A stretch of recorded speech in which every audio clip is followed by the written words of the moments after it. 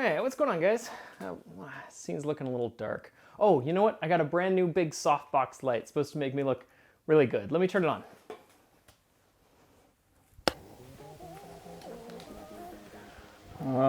I may have overdone it. Let me turn it down a little bit. Yeah, that's better. All right. Today we are going to be reviewing this Anycubic washing and curing station that they sent me. Looks pretty interesting.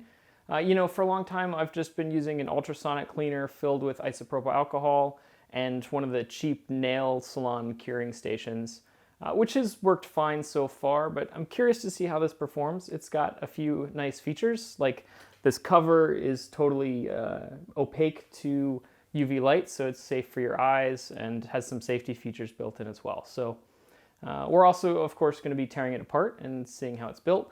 By the way, if you have a YouTube channel where you review things and take them apart, maybe do it in that order so that you don't take it apart and break it and then blame the broken part on the people that manufactured it, even though you're the one that broke it. AV! Just my opinion. All right, so let's just get into it. All right, as long as we're looking at a resin curing station, we might as well check out some new resin too. This stuff was sent to me by Tech. I think I'm saying that right. This particular resin is called Tenacious. It's supposed to be kind of one of their tougher resins. It remains a little bit flexible and therefore less brittle than most resins, so I'm pretty curious how that goes. It's in sort of a clear greenish hue. Yeah, let's check it out.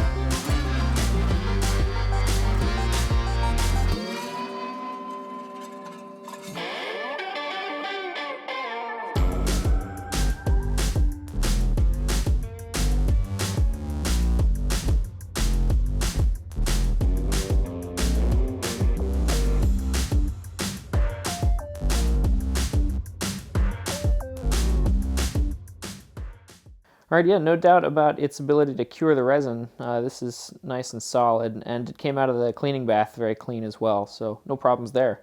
Anybody want to guess what this part is, feel free. Kind of a spoiler for a future project, but we'll get into that later.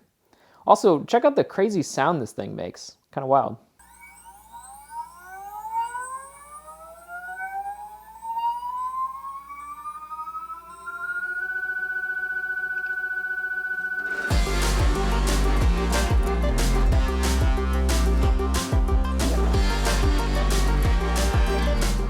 All right, well, kind of the usual cast of characters here. There are a few interesting things, though. One thing that's kind of interesting that I noticed when I was using the machine is every other one of these LEDs looks a little bit different. They're putting out a slightly different hue, and I'm not sure what that's all about. You know, maybe they're trying to cover a wider range of ultraviolet light. I'm not really sure. Safety first, kids. There's just one. Yeah, so you can see you're getting this like second band up higher. So that's just one of the LEDs being exposed.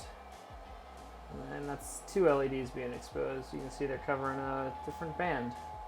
It's kind of cool. That's hot. Oh man. Well, I guess it was absorbing all that. That means that is quite a lot of UV. Yeah, if there's any question about how much UV that is, that like fully melted this plastic.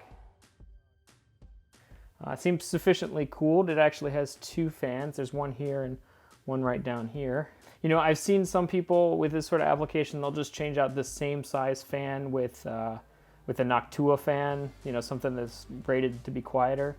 But most of the time, those fans are quiet because they're running slower and moving less air. So you got to be careful with that. I'd recommend if you really want it quieter, change them out for bigger fans. The other cool thing is these buttons on the front are all capacitive. You can probably tell just the fact that there's just a piece of plastic here. But the way they do that is kind of neat. Yeah, so the capacitive buttons are just a little coil spring that presses up against these pieces of plastic, which are probably slightly conductive and can tell the capacitance difference when you touch it, which is pretty neat. You've got some sort of controller, I'm guessing, you know, Arduino base or something similar. They got a little standard motor controller here for the stepper motor, a few LEDs, a MOSFET or two, really nothing fancy. In fact, if you look at this, there really isn't much going on here. You got a fan, DC to DC buck converter to get 2 different voltages for the control, and I'm guessing the LEDs, and a stepper motor. In fact, this is the thing that's making that crazy noise. It's not geared at all. I thought maybe it was geared, but all they're doing is running a stepper motor at full tilt to do the cleaning, and that's where you're getting the noise. So I don't know if you could make that quieter or not. And they could have certainly used a different motor controller, or even like micro-stepped the motor controller to make it a little quieter, but again, it's not really a big deal in this application. It just makes sort of a crazy noise. Oh yeah, it's got a little proximity sensor on the back that detects whether the lid is on or not. They don't want harsh UV light shining in people's eyes. Whew, it's really not good for you. But that is really it. It's solidly made. I can't really see any failure points on this thing. It's less parts the better, I guess. All right, let me put this thing back together.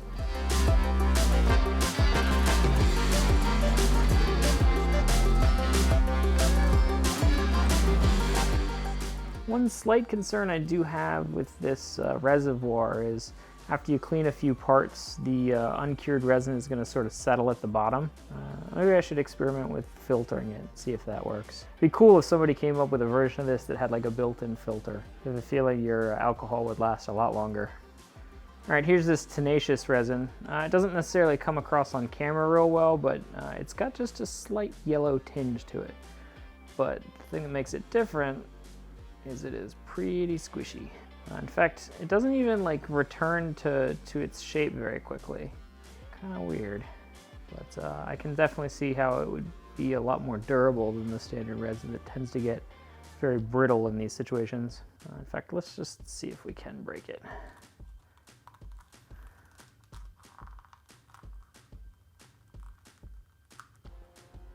Definitely doesn't break, which is pretty cool. Now this is sort of a weird use case because the walls are so thin, but if you had a thicker piece or you're doing little maquettes or something, I think this stuff would be pretty perfect. All right, well, it was pretty interesting. It actually worked pretty well. The noise that that thing makes while it's doing its cleaning is pretty wild. I mean, it's not bad, and it doesn't last for very long. Like the most you're gonna be cleaning is maybe 10 minutes, so it's not a big deal. But if you're expecting something totally silent, that's not what you're getting, so it's good to know. But I guess I'll end this video with just talking a little bit about, you know, whether it's worth it to get a dedicated curing and cleaning station, or whether you're better off just buying like an ultrasonic cleaner and a UV light source or something like that. And dollar for dollar, it's about the same. I think I paid about 160 bucks for the ultrasonic cleaner, about 30 or 40 bucks for the curing station, which actually is pretty inadequate. It's really not the right shape or size for most of the prints that I make. So the Anycubic curing definitely does a better job, and it's motorized, so you get a more even cure. So, you know, price-wise, it's kind of the same. You know, with the ultrasonic cleaner, it is a little more versatile. You can do a lot more with that ultrasonic cleaner, but that also means you might have it set up for other stuff, and you need to swap over fluids and all this stuff to do the cleaning for resin print. So that's pluses and minuses there. You just kind of have to make a judgment call for yourself. But the product itself, I think, is pretty darn good. It's well made, and it definitely does the job. It's a simple device, but it does it well. All right, that'll wrap it up. I'll see you guys in the next one. Later.